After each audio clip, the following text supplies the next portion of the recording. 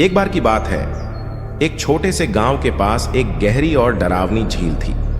उस झील के बारे में लोगों के बीच कई कहानियां प्रचलित थीं।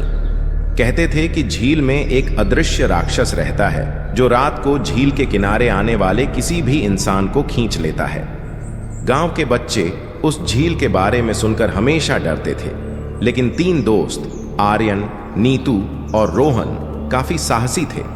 उन्होंने सोचा कि इन अफवाहों का सच जानना चाहिए। एक चांदनी रात को जब पूरा गांव सो रहा था, वे तीनों टॉर्च और एक पुराना नक्शा लेकर झील की ओर निकल पड़े। रास्ते में अजीब अजीब आवाजें सुनाई दी, कभी किसी उल्लू की आवाज तो कभी पेड़ों के पत्तों की सरसराहट। जब वे झील के करीब पहुंचे तो ठंडी हवा चलने लगी और झील के पानी से हल्का सा नीला प्रकाश निकलता दिखाई दिया। जैसे ही वे झील के किनारे पहुंचे, अचानक पानी के बीच से बुलबुले उठने लगे।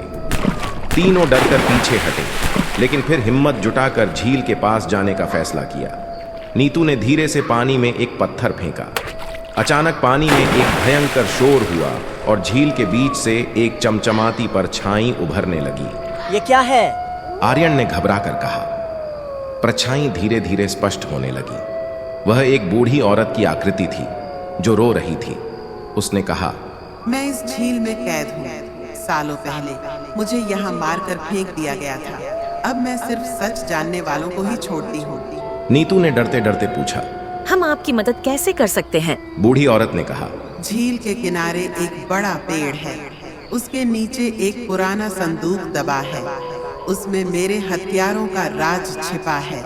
उसे गांव के लोगों तक पहुंचाओ। तीनों दोस्तों ने साहस दिखाया और पेड़ के पास खुदाई शुरू की।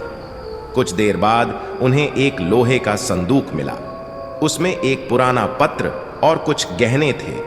पत्र में लिखा था कि गांव के कुछ लालची लोगों ने उस बूढ़ी औरत को लूटकर मार डाला था। उन्होंने वह पत्र गांव के प्रधान को दिखाया।